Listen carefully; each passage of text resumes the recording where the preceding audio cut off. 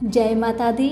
मेरे सभी प्यारे दोस्तों, मैं लक्ष्मी शर्मा बड़ों को चरण स्पर्श, छोटों को प्यार और बराबर वालों को दिल से नमस्कार करती हूँ। आज एकादशी के दिन इन 5 कथाओं को श्रद्धा से जरूर सुने, आपकी सारी इच्छा जरूर पूरी होगी। धर्मराज युधिष्ठिर कहने लगे, हे भगवान, आपने पौष कृष्ण अर्थात सफला एकादशी का महात्म्य बताकर बड़ी कृपा की। अब आप कृपा करके मुझे पौष मास के शुक्ल पक्ष की एकादशी के विषय में भी बतलाइए। इस एकादशी का क्या नाम है तथा इसके व्रत का क्या विधान है, इसकी विधि क्या है, इसका व्रत करने से किस फल की प्राप्ति होती है और उसमें कौन से देवता का पूजन किया जाता है।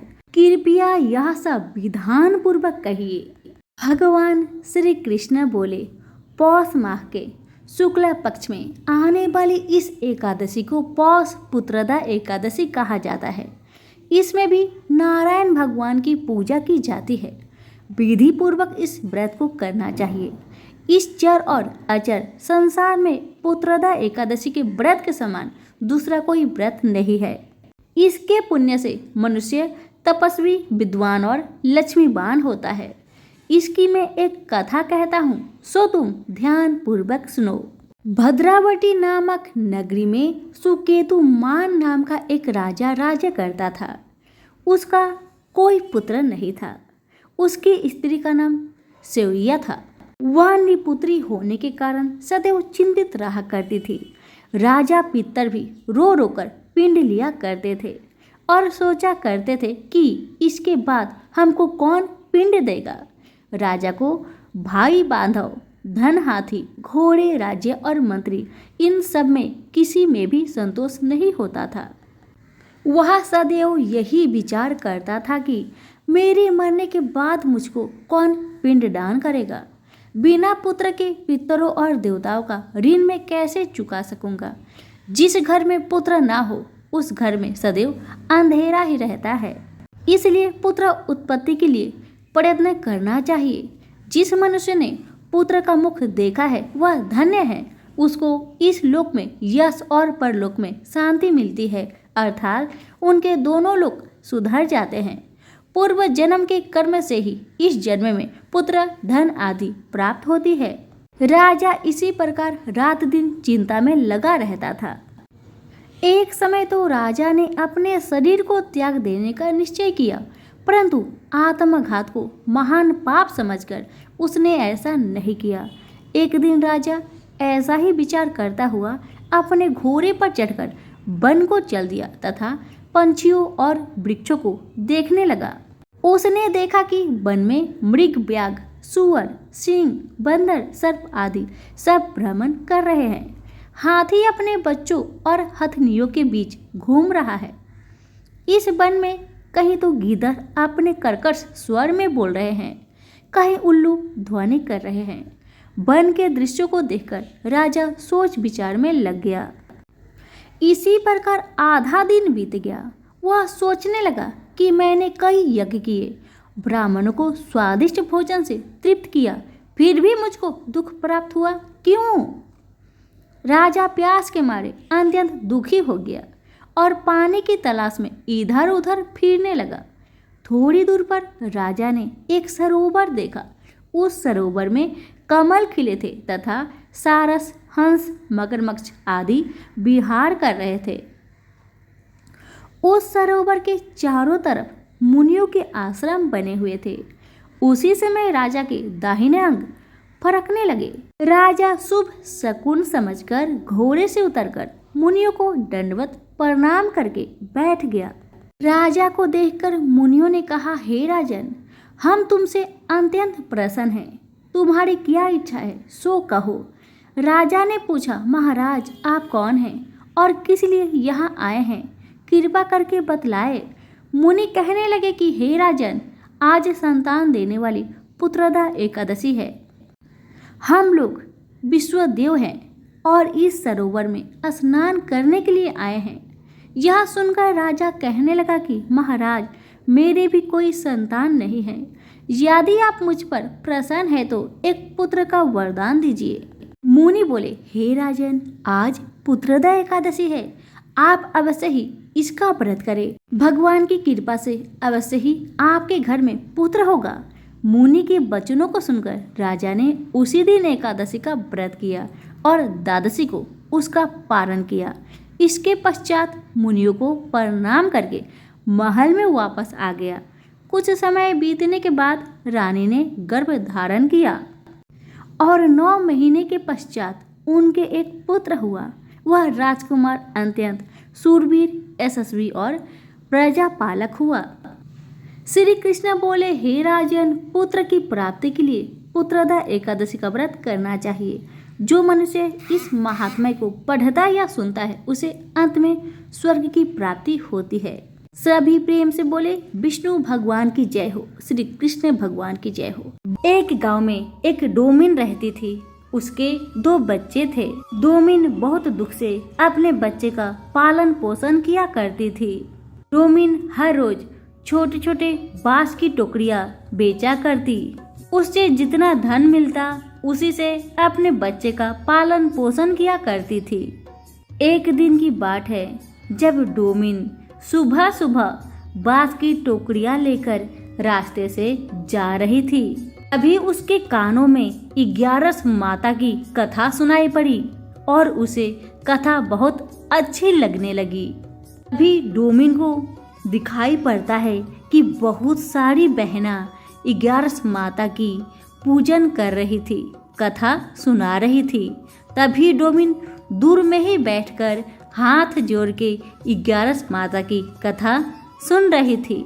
जब 11 माता का पूजन और कथा समाप्त हुआ तब डोमिन मन ही मन में 11 माता से हाथ जोड़कर प्रार्थना करती है, ए माता, हे 11 माता, अगर मेरी ये सूप और बांस की टोकरी बिक जाती है तो मैं भी आपका व्रत बहुत धूमधाम से अपने घर में करूंगी। इतना प्रार्थना करके डोमिन वहां से जाने लगी। तभी सारी बहनों में से एक बहना डोमिन को पुकारकर उसे प्रसाद देती है और डोमिन जैसे ही प्रसाद खाती है वैसे ही सारा बहना मिलकर सारे टोकरी को खरीद लेती है। अब तो डोमिन मन में संकल्प कर लेती है कि मैं भी 11 माता का व्रत करूंगी और तुरंत बहनों के पास जाकर कहने लगी, बहन, क्या आप मुझे 11 माता की व्रत विधि कथा बतलाएंगी? सारी बहना मिलकर कहती है, हाँ क्यों नहीं बतलाऊंगी। तब डोमिन कहती है, ठीक है बहन, कल आप सभी मेरे घर आ जाइएगा और मुझे 11 माता की व्रत विधि बतलाकर चले जाइएगा। तब सारी बहनों ने कहा, मैंने इसमें पूजन सामग्री का लिस्ट बना दिया है, यह सारे सामग्री लेकर तुम अपने घर को जाओ। हम सभी अगले 11 को तुम्हारे घर चले आएंगे। तेरे घर 11 माता का पूजन विधि और कथा भी सुना देंगे। जैसे ही सुबह हुआ, डोमिन अपने घर की साफ सफाई अच्छे से करती है और सारी पूजन सामग्री इकट्ठा करके वहीं पर बैठकर इंतजार करती है कि अब सारी बहना आएंगी और 11 माता की व्रत विधि बतलाएंगी। लेकिन ऐसा बिल्कुल नहीं हुआ। सारी बहना उस डोमिन के घर नहीं आई क्योंकि वो डोमिन जात की थी। अब डोमिन की श्रद्धा भक्ति को देखकर 11 माता को डोमिन पर दया आती है। 11 माता बूढ़ी माई की भेष धारण करके डोमिन के घर के बाहर आकर पुकारती है, कोई घर में है? तभी डोमिन बाहर निकलकर बूढ़ी माई के पास जाती है और कहती है, हाँ माँ, कहिए कैसे आना हुआ? डोमिन की बातें सुन भेष रूपी 11 माता कहने लगी, बेटी, मैं अपना आने का कारण तुम्हें बाद में बतलाऊंगी। पहले तुम ये बताओ, तुम इतना परेशान दुखी क्यों लग रही हो? क्या कारण है, मुझे बताओ। डोमिन भेष रूपी बूढ़ी माई को अपने घर के अंदर प्रवेश कराती है और कहती है, माँ देखिए माँ, कल मैं सुबह के समय जब बाजार सूप और टोकरी बेचने जा रही थी, तभी मुझे 11 माता की कथा सुनाई दी।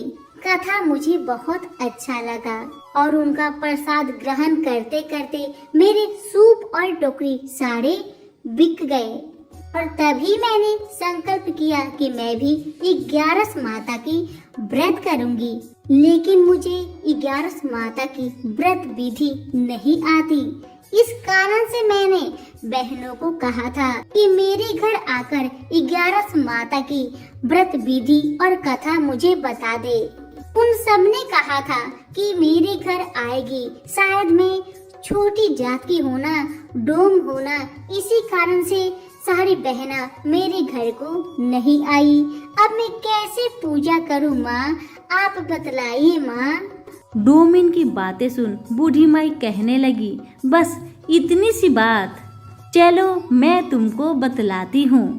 तुम्हें कुछ नहीं करना, बस इतना करना है, तुम्हें जैसे आता हो वैसे ही 11 माता का नाम लेकर पूजा कर लो और कथा मैं सुनाऊंगी। डोमिन बूढ़ी माई के बताए हुए नियम से व्रत पूजन की और स्वयं 11 माता ने बूढ़ी माई के भेष रूप में अपनी कथा सुनाई और उधर सारे बहनों को 11 माता के कोप के कारण पूरे शरीर में खुजली हो गई। सारे बहन पूरा परेशान हो गए।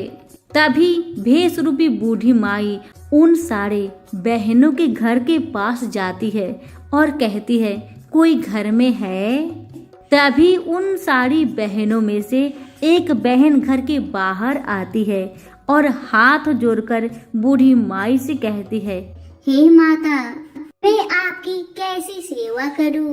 अभी मेरा तबीयत बहुत खराब लग रही है, पता नहीं अचानक से ये क्या हो गया माँ। तभी भेष रूपी बूढ़ी माई कहने लगी, जाओ तुम सभी जाओ, जाकर उस डोमिन के घर में डोमिन से हाथ जोड़कर माफी मांगो तो तुम्हारी सारी परेशानी ठीक हो जाएगी। सारी बहनों ने फौरन ही डोमिन के घर में गई और जाकर डोमिन से हाथ जोड़कर प्रार्थना की कि हे डोमिन, मुझे माफ कर दो, अब से हम कभी भी ऐसी गलती नहीं करेंगे। अमीर हो या गरीब हो, डोम हो या चमार हो, जिसके घर में भी पूजा हो, हम सभी के घर जाएंगे, हमें माफ कर दो। डोमिन ने सबको माफ कर दिया और हर 11 के दिन विधि पूर्वक 11 माता का व्रत करने लगी। इसके फलस्वरूप डोमिन के घर में अन्न धन का भंडार भर गया। डोमिन का झोपड़ी महल में बदल गई। डोमिन और उसके बच्चे सुखी जीवन व्यतीत करने लगे। सभी प्रेम से बोले, 11 माता की जय हो। सावर्णी मुनि की पुत्री तुलसी अपूर्व सुंदरी थी। उनकी इच्छा थी कि उनका विवाह भगवान नारायण के साथ हो। इसके लिए उन्होंने नारायण पर्वत की घाटी में स्थित बद्री वन में घोर तपस्या की। दीर्घ काल तक तपस्या के उपरांत ब्रह्मा जी ने प्रसन्न होकर दर्शन दिए और वर मांगने को कहे। तुलसी ने कहा, सृष्टिकर्ता ब्रह्मा देव, आप अंतर्यामी हैं, सबके मन की बात जानते हैं, फिर भी मैं अपनी इच्छा आपको बताती हूँ। मैं चाहती हूँ कि भगवान श्री नारायण मुझे पति रूप में मिले। ब्रह्मा ने कहा, तुम्हारा अभीष्ट तुम्हें अवश्य मिलेगा। अपने पूर्व जन्म में किसी अपराध के कारण तुम्हें श्राप मिला है कि दानव कुल में जन्म लेने के बाद भी उसमें नारायण का अंश विद्यमान रहेगा। इसलिए इस जन्म में पूर्व जन्म के पाप के शमन के लिए संपूर्ण नारायण तो नहीं, नारायण के अंश से युक्त दानव कुल जन्मे उस श्रापग्रस्त पार्षद से तुम्हारा विवाह होगा। श्राप मुक्त होने पर भगवान श्री नारायण सदा सर्वदा के लिए तुम्हारे पति हो जाएंगे। तुलसी ने ब्रह्मा के इस वर को स्वीकार किया, क्योंकि मानव कुल में जन्म के कारण उसे मायावी भोग तो भोगना ही था। तुलसी बद्री वन में ही रहने लगी। नारायण का वह पार्षद दानव कुल में शंखचूड़ के नाम से पैदा हुआ था। कुछ दिनों के बाद वह भ्रमण करता हुआ बद्री वन आया। वहां तुलसी को देखते ही वह उस पर मुग्ध हो गया। तुलसी के सामने उसने अपने साथ विवाह का प्रस्ताव रखा। इतने में ही ब्रह्मा जी आ गए और तुलसी से कहा, तुलसी शंखचूड़ को देखो, कैसा देवोपम इसका स्वरूप है। दानव कुल में जन्म लेने के बाद भी लगता है जैसे इसके शरीर में नारायण का वास हो। तुम प्रस्ताव को सहर्ष स्वीकार कर लो। तुलसी को भी लगा कि उसकी तपस्या पूर्ण हुई, उसे इच्छित फल मिला है। शंखचूड़ के साथ उसका गंधर्व विवाह हो गया और वह शंखचूड़ के साथ उसके महल में पत्नी बनकर आ गई। शंखचूड़ ने अपनी परम सुंदरी सती सावधि पत्नी तुलसी के साथ बहुत दिनों तक राज्य किया। उसने अपने राज्य का इतना विस्तार किया कि देवलोक तक उसके अधिकार में आ गया। स्वर्ग का सुख भोगने वाले देवताओं की दशा भिखारियों जैसी हो गई। शंखचूड़ किसी को कष्ट नहीं देता था, पर अधिकार और राज्य छीन जाने से सारे देवता मिलकर ब्रह्मा, विष्णु और शिव की सभा में गए तथा अपनी विपत्ति सुनाई। ब्रह्मा जी ने कहा, तुलसी परम साध्वी है, उसका विवाह शंखचूड़ से मैंने कराया था और शंखचूड़ को तब तक नहीं हराया या मारा जा सकता है जब तक तुलसी को न छला जाए। विष्णु ने कहा, शंखचूड़ पूर्व जन्म में मेरा पार्षद था, श्राप के कारण उसे दैत्य कुल में जन्म लेना पड़ा। इस जन्म में भी मेरा अंश उसमें व्याप्त है।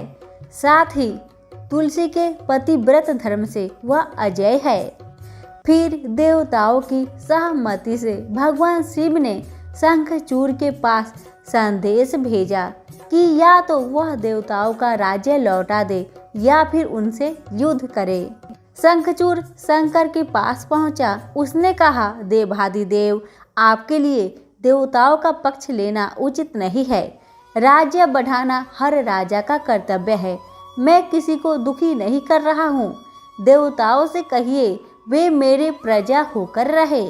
मैंने आपका भी कोई उपकार नहीं किया है। हमारा आपका युद्ध शोभा नहीं देता। अगर आप हार गए तो बड़ी लज्जा की बात होगी। मैं हार गया तो आपकी कृति बहुत अधिक नहीं बढ़ेगी। भगवान शंकर हंसे। वे तो सब रहस्य समझते थे। तुलसी और शंखचूड़ के पूर्व जन्म के श्राप की अवधि लगभग पूरी हो चुकी थी। वे बोले, इसमें कृति और लज्जा की बात नहीं। तुम देवों के राज्य लौटाकर उन्हें उनके पद पर प्रतिष्ठित होने दो। युद्ध से बचने का यही एक उपाय है। शंखचूड़ ने कहा, मैंने युद्ध के बल से देवलोक जीता है। कोई उसे युद्ध के द्वारा ही वापस ले सकता है। यह मेरा अंतिम उत्तर है। मैं जा रहा हूँ। ऐसा कहकर शंखचूड़ चला गया। उसने अपनी पत्नी तुलसी को सारी बात बताई और कहा, कर्म भोग सब काल सूत्र में बंधा है। जीवन में हर्ष, सुख, भय, सुख, दुख, मंगल, अमंगल काल के अधीन है। हम तो केवल निमित्त है। संभव है भगवान शिव दोनों का पक्ष लेकर मुझसे युद्ध करे। तुम चिंता मत करना, तुम्हारा सती तेज मेरी रक्षा करेगा। दूसरे दिन भगवान शंकर के नेतृत्व में देवताओं ने युद्ध छेड़ दिया। शंखचूड़ ने भीषण बाणों की वर्षा कर उनका वेग रोका। उसके प्रहार से देवता डगमगाने लगे। उसने दानवी शक्ति का प्रयोग कर मायावी युद्ध आरंभ किया। युद्ध स्थल पर वह किसी को दिखाई नहीं देता था, पर उसके अस्त्र शस्त्र प्रहार कर देवों को घायल कर रहे थे। देवगण अपने अस्त्र चलाए तो किस पर चलाए, क्योंकि कोई शत्रु सामने था ही नहीं। कई दिनों तक इस तरह भयंकर युद्ध चला। शंखचूड़ पराजित नहीं हुआ। तब शिव ने विष्णु से कहा, विष्णु कुछ उपाय करो, अन्यथा मेरा तो सारा यश मिट्टी में मिल जाएगा। विष्णु ने सोचा, बल से तो शंखचूर को हराया नहीं जा सकता, इसलिए छल का सहारा लेना होगा। उन्होंने तुरंत अपना स्वरूप शंखचूर जैसा बनाया और अस्त्र शस्त्र से सज्जित हो तुलसी के पास आए और बोले, प्रिय, मैं युद्ध जीत गया। सारे देवता भगवान शंकर समेत हार गए। इस खुशी में आओ, मैं तुम्हें अंक से लगा लूं। पति को प्रत्यक्ष खरा देख तथा विजय का समाचार सुन वह दौड़कर मायावी शंखचूर के गले से लिपट गई। इस प्रकार पति पत्नी दोनों ने आलिंगन हो खूब खुशी मनाई। पर पुरुष के साथ इस प्रकार के व्यवहार से उसका सती तेज नष्ट हो गया। उसका सती तेज जो शंखचूर की कवच के रूप में रक्षा कर रहा था, वह कवच नष्ट हो गया। शंखचूर शक्तिहीन हो गया। यह जानते ही भगवान शंकर ने अपने त्रिशूल से प्रहार किए। त्रिशूल के लगते ही शंखचूर जलकर भस्म हो गया। शंखचूर के मरने को जानकर विष्णु अपने असली स्वरूप में आ गए। सामने अपने पति शंखचूर के स्थान पर भगवान विष्णु को खड़ा देख तुलसी बहुत विस्मित हुई। उसको पता लग गया कि स्वयं नारायण ने उसके साथ छल किए हैं। क्रोध में आकर उसने श्राप दिया, एक सती स्त्री का अस्तित्व भंग करने के अपराध में तुम हृदयहीन पत्थर हो जाओ। विष्णु ने तुलसी के श्राप को शिरोधार्य कर कहा, देवी, तुम्हारे तथा शंखचूर के कल्याण के लिए मुझे ऐसा करना पड़ा। तुम दोनों को श्राप मुक्त करना था। तुम भी अब शरीर त्याग कर तुलसी बिरवा के रूप में जन्म लोगी और मेरी पूजा तुलसी दल से होगी। मैं शालिग्राम पत्थर बनूंगा। मेरा शीश पर तुम आदर से विराजमान होगी। तुम्हारे पति की हड्डियों के चूर्ण से शंख की उत्पत्ति होगी। उस शंख ध्वनि से देवताओं तथा मेरी पूजा आराधना होगी। जहाँ शंख ध्वनि होगी वहाँ मंगलमय में विराजमान रहूंगा। तुमने पूर्व जन्म में बद्री वन में मुझे पाने के लिए बड़ी तपस्या की थी। अब अगले जन्म में मैं नारायण परस्तर के रूप में बद्रीनाथ वन में स्थापित होऊंगा और मेरी पूजा अर्चना फल फूल से ना होकर तुम्हारे तुलसी दल से होगी। मेरे शीश पर विराजमान होकर तुम मुझसे भी ऊंचा पद प्राप्त करोगी। सभी बोले, तुलसी मैया की जय हो, विष्णु भगवान की जय हो। अर्जुन ने कहा, हे भगवान, मुझ पर कृपा करके अत्यंत गुप्त अध्यात्मक विषयवाचक जो आपने कहे उनसे मेरा मोह दूर हो गया। हे कमल नयन, मैंने जीवों की उत्पत्ति और नाश का कारण एवं आपका अक्षय महात्म्य आपके मुखा रविंद्र से विस्तार पूर्वक सुना। आपने जैसा अपने रूप का वर्णन किया वह आपका रूप देखने की मेरी इच्छा है। हे योगेश्वर, हे मधुसूदन, आप यदि मुझे उसके देखने योग्य समझते हैं तो आप अपना वह अव्यय रूप मुझे दिखाए। भगवान जी ने कहा, हे पार्थ, नाना प्रकार के, नाना वर्ण के और नाना आकारों के मेरे शत शत सहस्त्र सहस्त्र दिव्य रूप को देखो। हे भारत, तुम वसु, रुद्र, अश्विन कुमार, मरुदगण और जो पहले कभी न देखे थे ऐसे मेरे आश्चर्यमय रूप देखो। गुणाकेश व चराचर सहित यह चरित्र देखो तथा और जो कुछ देखना चाहो तुम यहाँ मेरी देह में देख लो, परंतु इस नेत्रों से मुझे नहीं देख सकोगे। इसलिए मैं तुमको दिव्य नेत्र देता हूँ, उनसे मेरा विराट रूप देखो। संजय ने धृतराष्ट्र से कहा, हे राजन, इस प्रकार श्री कृष्णचंद्र ने अर्जुन से कहा और उसको दिव्य दृष्टि देकर अपना अलौकिक रूप दिखाया। उस विश्व रूप के अनेक मुख तथा अनेक नेत्र थे। उसमें अनेक अद्भुत दृश्य थे और उसमें अनेक सुंदर सुंदर आभूषण तथा दिव्य आयुर्वों से सुसज्जित थे। देह पर दिव्य पुष्प दिव्य वस्त्र थे, दिव्य गंध देह पर लगे थे। उस समस्त आश्चर्ययुक्त अनेक देव के सब ओर मुख दिखाई देते थे। आकाश में हजारों सूर्य की प्रभा एक साथ हो तो भी उस महात्मा की प्रभा की समानता न कर सकेगी। उस समय अर्जुन ने देवाधिदेव के शरीर में अनेक प्रकार से विमल इस समस्त जगत को एकत्रित देखा। अर्जुन आश्चर्य से चकित हो गया और उसका शरीर रोमांचित हो गया। उसने सिर नवाकर हाथ जोड़कर कहा, हे देव, आपकी इस देह में सब देह भिन्न प्राणियों के समुदाय कमलासन पर बैठे हुए देवताओं के इस ब्रह्म संपूर्ण ऋषि और दिव्य सर्प को मैं देखता हूँ।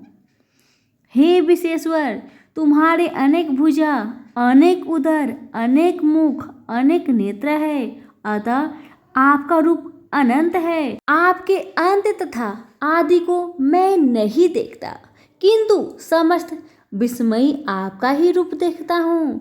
आपको किरीट युक्त गदा चक्रधारे चारों ओर से देवप्यमान तेजो राशि सर्वत्र चमकते हुए अग्नि सूर्य की भांति प्रकाशवान दुर्विच और अपरंपार देख रहा हूँ। मेरे मन से तुम ही ब्रह्म जानने की वस्तु, विश्व का महान आधार, नित्य सनातन धर्म के रक्षक, पुराण पुरुष हो। मैं आपको आदि मध्य तथा अंत रहित अनंत शक्ति, अनंत भुजा, चंद्र सूर्य है, नेत्र जिसके कांतिमान अग्नि के सदृश मुख वाला, अपने तेज से इस संपूर्ण संसार को तपाते हुए देख रहा हूँ। हे महात्मन, पृथ्वी एक आकाश के मध्य का वह अंत व संपूर्ण दिशाएं आपसे ही व्याप्त हो रही है।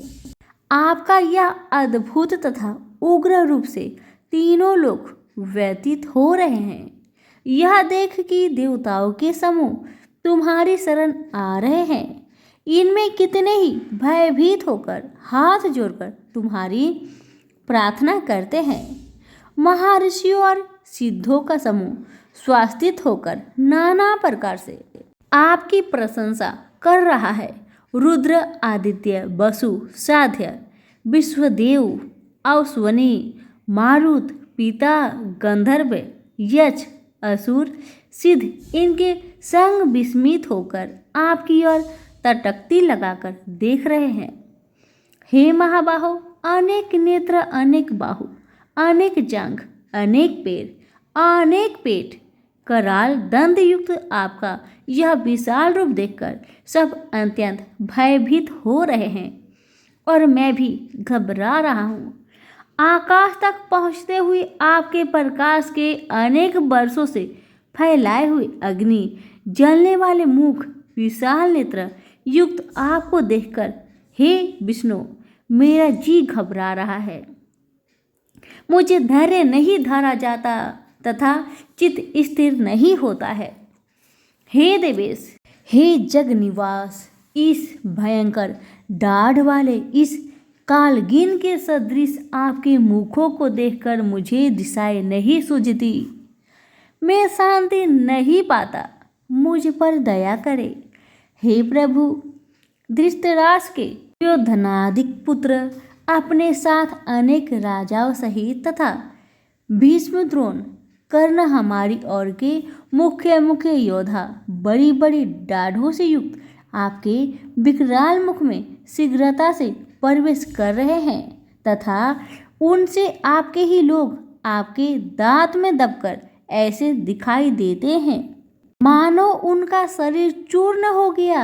जैसे नदियों की अनेक धाराएं जब समुद्र की ओर बहती है, वैसे ही ये मनुष्य लोकवीर आपके प्रज्वलित मुखों में प्रवेश कर रहे हैं। जैसे अग्नि में पतंगे गिरते हैं, वैसे ही ये लोग भी अपने नाश के लिए आपके मुख में बड़ी तेजी से प्रवेश कर रहे हैं। हे विष्णु, जलते हुए मुखों के चारों ओर से सब वीरों को निगलकर आप होठों को चाट रहे हैं। आपके तीक्ष्ण प्रभाएं समस्त संसार को तेज से व्याप्त कर रही है। यह भयानक रूपधारी कौन है, यह मुझसे कहे। हे देवेश्वर, आपको नमस्कार है, मुझ पर प्रसन्न होइए। हे जगकर्ता आदि पुरुष, आपको जानने की मैं इच्छा करता हूँ, क्योंकि आपकी यह प्रवृत्ति मेरी समझ में नहीं आती। श्री भगवान बोले, संसार का नाश करने वाला मैं उग्र काल हूँ, समस्त जनों का संहार करने के लिए आया हूँ। तुम्हारे युद्ध न करने पर भी ये वीर जीवित नहीं रह सकेंगे, अतः तुम उठो, शत्रुओं के संहार यश को लेकर इस समृद्धशाली राज्य का भोग करो। हे सब्यसाची, उसको मैंने पहले ही मार रखा है, तुम केवल निमित्त मात्र हो जाओ। मेरे मारे हुए द्रोण, भीष्म, जयद्रथ, कर्ण और अन्य योद्धाओं को मारो। घबराओ मत, युद्ध करो, तुम युद्ध में शत्रुओं को जीतोगे। संजय ने कहा। इस प्रकार श्री कृष्ण जी के वचन सुन मुकुटधारी अर्जुन हाथ जोड़कर कंपित और भयभीत हुए। साष्टांग प्रणाम कर नम्रता पूर्वक कहने लगा, हे हर्षिकेश, आपके गुणगान करने से संसार प्रसन्न और प्रेम मग्न हो रहा है। राक्षस डरकर दिशाओं की ओर भागते हैं तथा सिद्ध आपको नमस्कार करते हैं। हे महात्मन, हे अनंत देवादिदेव, हे जगनिवास, आप ब्रह्मा से भी श्रेष्ठ हो। आपको देवता क्यों ना नमस्कार करें, व्यक्त भी आप हो। हे अनंत रूप, आप आदि देव हो, पुरातन पुरुष हो, विश्व के परम आधार हो, ज्ञाता तथा श्रेष्ठ हो, श्रेष्ठ स्थान हो, विश्व का विस्तार करने वाले आप हो। आपकी महिमा को न जानकर मैंने आपको अपना मित्र मानकर हे कृष्ण, हे सखे, ऐसा जो तिरस्कार से कहा सो प्रमोद से तथा स्नेह से ही औचित्य है। अप्रिमय रूप आपसे इन बातों की क्षमा मांगता हूँ जो कि मैंने पड़ी हाथ से विहार, सोते बैठते और भोजन समय अकेले अथवा मित्र के मध्य में आपका अपमान किया है। आप इस स्थान जंगल रूप लोक के पिता, पूज्य और महान गुरु हो। त्रिलोकी में भी आपके समान कोई नहीं है। आपसे अधिक अतुल प्रभाव कहाँ से होगा। इसलिए अस्तुत्य इस आपसे सिर झुकाकर प्रणाम करके यही प्रार्थना करता हूँ कि मुझ पर कृपा करे। हे देव, जैसे पिता पुत्र के, मित्र मित्र के, पति पत्नी के अपराध को क्षमा करता है, वैसे ही आप मेरे अपराध को क्षमा करें। हे देव, जो पहले कभी नहीं देखा आपका ऐसा रूप देखकर मैं अति प्रसन्न हूँ, परंतु भय से मेरा मन व्याकुल है, इसलिए वही पहला रूप मुझे दिखाए। तथा हे देवेश, हे जगनिवास, आप प्रसन्न हो जाइए। हे सहस्त्रबाहु विश्वमूर्ति, मैं फिर आपको बोहीकृत गदा और हाथ में चक्र धारण किए हुए देखना चाहता हूँ। श्री कृष्ण भगवान ने कहा, हे अर्जुन, मैंने प्रसन्न होकर यह तेजोमय अनंत आद्य विश्वरूप अपने योग के प्रभाव से तुमको दिखलाया है, जिसको तुम्हारे अतिरिक्त इससे पहले किसी ने न देखा है। मेरा ऐसा भयानक रूप देख तुम व्याकुल और मूढ़ न हो, भय त्याग प्रसन्नचित होकर फिर तुम मेरा वही रूप देखो। संजय ने कहा। इतना कहकर श्री कृष्ण ने फिर चतुर्भुज और स्वयं रूप धारण कर श्री कृष्ण ने अर्जुन को, जो भयभीत था, धीरज बधाया। अर्जुन ने कहा, हे जनार्दन, आपके इस सौम्य दिव्य मंगल रूप को देखकर अब मैं प्रसन्नचित होकर स्वस्थता को प्राप्त हुआ हूँ। श्री कृष्ण बोले, हे पार्थ, जो मेरा विश्वरूप तुमने देखा है, इसका दर्शन संभव नहीं है। देवता भी उस रूप की आकांक्षा करते हैं। हे अर्जुन, जैसा मेरा रूप तुमने देखा है, जैसे रूप को वेदाध्ययन, तपदान व यज्ञादि कर्म द्वारा देखना भी असंभव है। जो कोई मनुष्य मेरी ही भक्ति के लिए कर्म करते हैं, मुझको ही सर्वोत्तम मानते हैं, मुझ में ही भक्ति रखते हैं, सब सांसारिक मुखों से विमुख हो चुके हैं, संपूर्ण प्राणी मात्रा से वैर त्याग चुके हैं, वे ही मुझको प्राप्त कर सकते हैं। सभी प्रेम से बोले श्री कृष्ण भगवान की जय। बहुत समय पहले की बात है। एक गांव में एक मालिन अपने 4 बेटों के साथ रहते थे।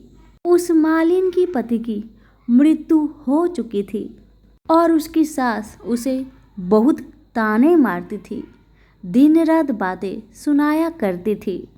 इसी तरह दुख से जीवन बीतने लगा। एक दिन की बात है, सास ने मालिन और उसके 4 बेटे को घर से निकाल दिया। मालिन और उसके 4 बच्चे चलते चलते जंगल में एक पेड़ के नीचे बैठ गए और उसी से थोड़ी सी दूर में एक गणेश जी का भव्य मंदिर था। लोग वहाँ भगवान के दर्शन के लिए आते, पूजा पाठ करते, प्रसाद चढ़ाते और लोगों को बांटते थे और मालिन और उसके बच्चे को प्रसाद दे जाते थे और उसी प्रसाद को खाकर मालिन और उसका बच्चे का गुजारा चल जाता था। एक दिन मालिन ने सोचा, अगर हम मंदिर के बाहर फूलों की माला बेचेंगे या कुछ फूल बेचेंगे तो हमारी कमाई भी हो जाएगी और हमारा गुजारा भी हो जाएगा। ऐसा सोचकर दूसरे दिन मालिन अपने बच्चों के साथ जंगल में गई और ढेर सारा फूल तोड़कर लाई, माला बनाई और कुछ फूलों को ऐसे ही टोकरी में लेके मंदिर के सामने बैठ गई। अब तो उनकी बिक्री अच्छी होने लगी। इतना आमदनी होने लगा कि उन्हीं पैसे से उन लोगों ने एक छोटा सा दुकान और घर खरीद लिया। अब तो मालिन और उनके बच्चे अपने दुकान में फूल माला के साथ साथ पूजा के सारी सामग्री भी रखने लगे। अब तो हर रोज मालिन और उसके बेटे पहले गणेश जी की पूजन करते, फिर अपने दुकान को लगाते थे। इस कारण मालिन और उसका बेटा पर गणेश जी का बहुत कृपा था। उसी मंदिर में एक राजकुमारी गणेश जी के दर्शन को रोज आया करती थी। उसने जब मालिन के बेटे को देखा तो उसे मालिन का बेटा पसंद आ गया, क्योंकि मालिन का बेटा बहुत सुंदर था। अब राजकुमारी महल में जाने के बाद अपनी भाभी से कहने लगी, भाभी मुझे एक लड़का पसंद आ गया है, मैं उसी से विवाह करूंगी। तब भाभी ने कहा, वह लड़का कहाँ रहता है, उसका घर कहाँ है? तब राजकुमारी ने कहा, वह लड़का पास ही में जो गणेश जी का मंदिर है वहीं पर उसका छोटा मोटा फूल का दुकान है, जिसमें वह लड़का और उसकी माता फूल और पूजन की सामग्री बेचा करते हैं। यह सुनकर उसकी भाभी ने कहा, ऐसा कैसे हो सकता है? एक छोटा मोटा फूल बेचने वाले से तुम्हारा शादी कभी नहीं हो सकता। तुम्हारे पिताजी एक राजा है और वह इस विवाह की मंजूरी कभी नहीं देंगे। पर राजकुमारी ने मन ही मन में सोच लिया था, विवाह करेगी तो उसी लड़के से करेगी, अन्यथा नहीं करेगी। अब उसकी भाभी ने राजा को सारी बात बताई।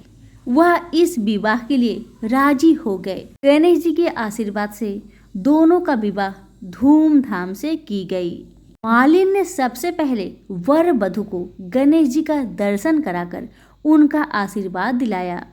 दूसरी तरफ मालिन की सास को खाने के लिए लाले पड़ गए थे।